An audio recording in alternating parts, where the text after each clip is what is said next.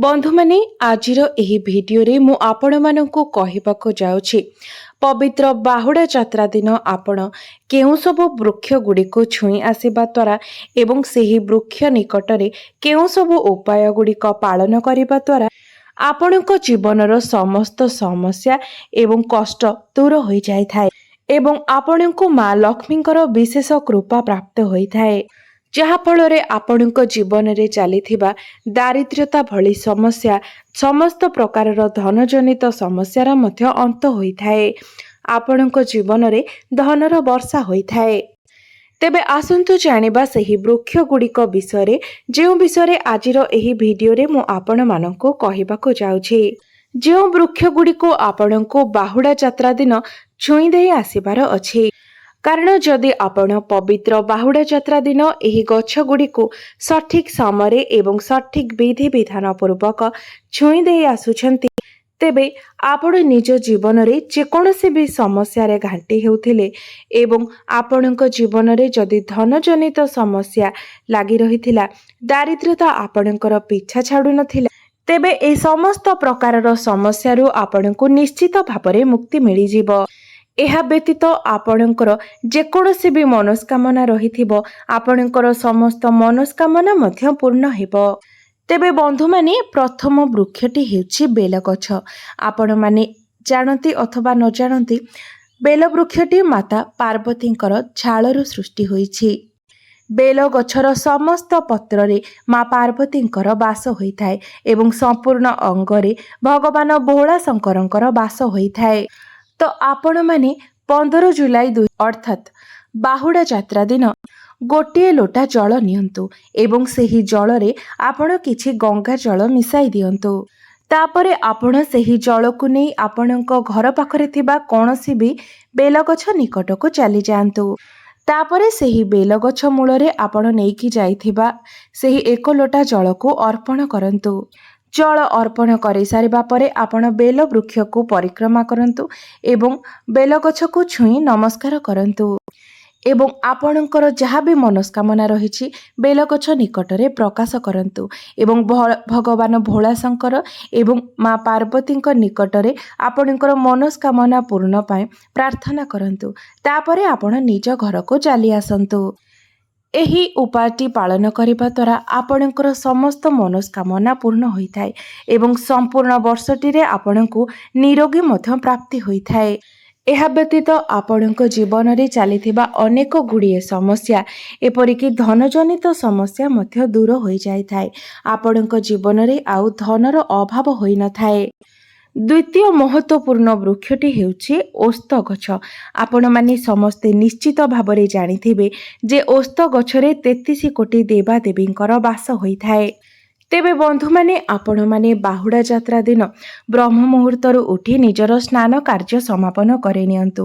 निजर ठाकुर घरे ठाकुरंको पूजा करंतु। एहा परे आपण गोटे घियर दीप ने निज घर पाखरे थिबा कोनोसी भी ओस्त गछ निकट को जांतु एवं ओस्त गछ मूल रे आपण सेही दीपटी को जालंतु।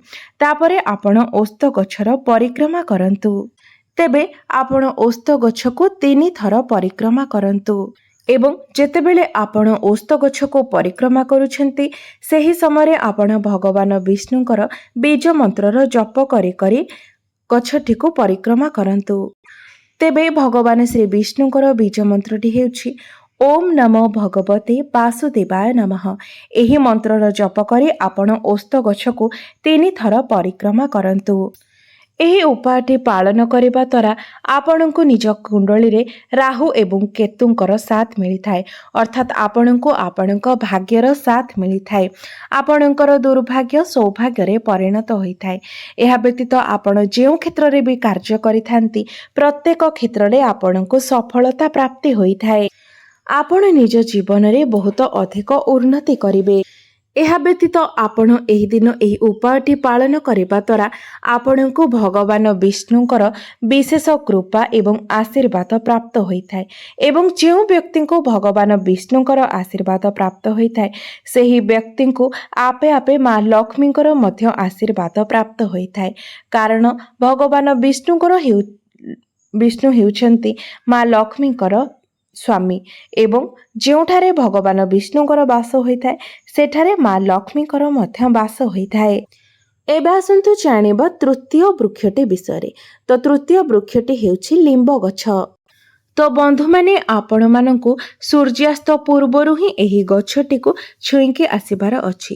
ଯଦି ଆପଣ ବାହୁଡ଼ା ଯାତ୍ରା ଦିନ ଏହି ଲିମ୍ବ ଗଛକୁ ଛୁଇଁକି ଚାଲି ଆସନ୍ତି ତ ବର୍ଷ ସାରା ଆପଣଙ୍କ ଗୃହରେ ଧନର ଅଭାବ ହୋଇନଥାଏ। ଏହା ବ୍ୟତୀତ ଆପଣଙ୍କୁ ଶତ୍ରୁ ପୀଡ଼ାରୁ ମଧ୍ୟ ମୁକ୍ତି ମିଳିଥାଏ। ଆପଣଙ୍କର ଶତ୍ରୁମାନଙ୍କର ପରାଜୟ ହୋଇଥାଏ ଏବଂ ଆପଣଙ୍କୁ ମା ଲକ୍ଷ୍ମୀଙ୍କର ବିଶେଷ କୃପା ମଧ୍ୟ ପ୍ରାପ୍ତି ହୋଇଥାଏ। ତ ଆପଣମାନେ ବାହୁଡ଼ା ଯାତ୍ରା ଦିନ କିଛି କଞ୍ଚା କ୍ଷୀର ନେଇ ଲିମ୍ବ ଗଛ ମୂଳକୁ ଯାଆନ୍ତୁ ଏବଂ ଲିମ୍ବ ଗଛ ମୂଳରେ ଏହି କଞ୍ଚା କ୍ଷୀର ଏବଂ କିଛି ଜଳ ଅର୍ପଣ କରନ୍ତୁ ଏବଂ ଲିମ୍ବ ଗଛକୁ ପରିକ୍ରମା କରି ଆପଣଙ୍କ ଜୀବନରେ ଚାଲିଥିବା ସବୁ ସମସ୍ୟା ଏବଂ ଆପଣଙ୍କର ମନସ୍କାମନାକୁ ଲିମ୍ବ ଗଛ ନିକଟରେ ପ୍ରକାଶ କରନ୍ତୁ। ଏହାପରେ ଲିମ୍ବ ଗଛକୁ ଛୁଇଁ ନମସ୍କାର କରି ନିଜ ଘରକୁ ଚାଲି ଆସନ୍ତୁ। ଏବେ ଆସନ୍ତୁ ଜାଣିବା ଶେଷ ଗଛଟି ବିଷୟରେ। ତ ଗଛଟି ହେଉଛି ଅଶୋକ ଗଛ। ତ ଆପଣ ପବିତ୍ର ବାହୁଡ଼ା ଯାତ୍ରା ଦିନ ସକାଳୁ ଉଠି ସ୍ନାନ କାର୍ଯ୍ୟ ସମାପନ କରିନିଅନ୍ତୁ। ନିଜର ଠାକୁର ଘରେ ଥିବା ଠାକୁରଙ୍କୁ ପୂଜା କରନ୍ତୁ। ଏହାପରେ ଆପଣ ଗୋଟିଏ ଲୋଟା କଞ୍ଚା କ୍ଷୀର ନେଇ ଆପଣଙ୍କ ଘର ପାଖରେ ଥିବା କୌଣସି ବି ଅଶୋକ ଗଛ ନିକଟକୁ ଯାଆନ୍ତୁ ଏବଂ ସେହି କ୍ଷୀରରେ ଆପଣ କିଛି ଟୋପା ହଳଦୀ ମଧ୍ୟ ପକାଇ ଦେଇଥିବେ ଏବଂ ସେହି ହଳଦୀ ମିଶ୍ରିତ କ୍ଷୀରକୁ ଆପଣ ଅଶୋକ ଗଛ ମୂଳରେ ଅର୍ପଣ କରନ୍ତୁ ଏବଂ ଅଶୋକ ଗଛକୁ ଛୁଇଁ ନମସ୍କାର କରନ୍ତୁ ଏବଂ ଆପଣଙ୍କର ମନସ୍କାମନାକୁ ଗଛ ନିକଟରେ ପ୍ରକାଶ କରନ୍ତୁ। ଏହାପରେ ଆପଣ ନିଜ ଘରକୁ ଚାଲି ଆସନ୍ତୁ। ବନ୍ଧୁମାନେ ଅଶୋକ ଗଛରେ ମଧ୍ୟ ସମସ୍ତ ଦେବାଦେବୀ ମାନଙ୍କର ବାସ ହୋଇଥାଏ। ତେବେ ବନ୍ଧୁମାନେ ଏହି ସବୁ ପବିତ୍ର ଶୁଭ ଗଛ ଗୁଡ଼ିକୁ ଯଦି ଆପଣ ଏଭଳି କିଛି ପବିତ୍ର ଏବଂ ଶୁଭ ଦିନମାନଙ୍କରେ ଛୁଇଁ ଦେଇ ଆସନ୍ତି ତ ଆପଣଙ୍କ ଜୀବନରେ ଚାଲିଥିବା ଅନେକ ଗୁଡ଼ିଏ ସମସ୍ୟାର ଅନ୍ତ ହୋଇଥାଏ। ଆପଣଙ୍କୁ 33 କୋଟି ଦେବାଦେବୀଙ୍କର ଆଶୀର୍ବାଦ ପ୍ରାପ୍ତ ହୋଇଥାଏ। ଆପଣମାନେ ନିଶ୍ଚିତ ଭାବରେ ଜାଣନ୍ତି ଆମ ଜୀବନରେ ବୃକ୍ଷମାନଙ୍କର କେତେ ଅଧିକ ମହତ୍ତ୍ୱ ରହିଥାଏ। ପ୍ରାଚୀନ କାଳରୁ ହିଁ ଆମେମାନେ ବୃକ୍ଷଙ୍କୁ ଦେବାଦେବୀଙ୍କ ଦୃଷ୍ଟିରେ ଦେଖିଥାଉ, କାରଣ ଏପରି କିଛି ବୃକ୍ଷ ଅଛନ୍ତି ଯେଉଁ ବୃକ୍ଷ ଗୁଡ଼ିକରେ ସାକ୍ଷାତ ଦେବାଦେବୀମାନଙ୍କର ବାସ ହୋଇଥାଏ ଏବଂ ପ୍ରାଚୀନ କାଳରୁ ହିଁ ଆମର ପୂର୍ବପୁରୁଷମାନେ ମଧ୍ୟ ଏହି ଗଛ ଗୁଡ଼ିକୁ ଦେବାଦେବୀ ସଦୃଶ୍ୟ ପୂଜା କରି ଆସିଥାନ୍ତି। ଆପଣମାନେ ନିଶ୍ଚିତ ଭାବରେ ଜାଣିଥିବେ ଆମେ ଯେତେ ବି ହିନ୍ଦୁ ରହିଛେ ଆମମାନଙ୍କର ପ୍ରତ୍ୟେକର ଘରର ଅଗଣାରେ ତୁଳସୀ ଗଛ ପୂଜା ପାଇଥାନ୍ତି, କାରଣ ତୁଳସୀ ଗଛ ହେଉଛନ୍ତି ମା ଭଗବତୀଙ୍କର ଅବତାର, ମା ଲକ୍ଷ୍ମୀଙ୍କର ସ୍ୱରୂପ ଏବଂ ଯେଉଁ ଘରର ଅଗଣାରେ ତୁଳସୀ ଗଛ ଥାଏ ସେଠାରେ ସାକ୍ଷାତ ଭଗବାନ ବିଷ୍ଣୁ ଏବଂ ମା ଲକ୍ଷ୍ମୀଙ୍କର ବାସ ହୋଇଥାଏ। ତ ବନ୍ଧୁମାନେ ଏପରି ଅନେକ ବୃକ୍ଷ ରହିଛନ୍ତି ଯେଉଁ ବୃକ୍ଷରେ ସାକ୍ଷାତ ଭଗବାନଙ୍କର ବାସ ହୋଇଥାଏ ଏବଂ ଆମେ ଯଦି ବିଧିବିଧାନ ସହକାରେ ସେହି ବୃକ୍ଷ ଗୁଡ଼ିକର ପୂଜା କରିଥାଉ, ସମ୍ମାନ କରିଥାଉ ତ ଆମକୁ 33 କୋଟି ଦେବାଦେବୀମାନଙ୍କର ଆଶୀର୍ବାଦ ପ୍ରାପ୍ତ ହୋଇଥାଏ।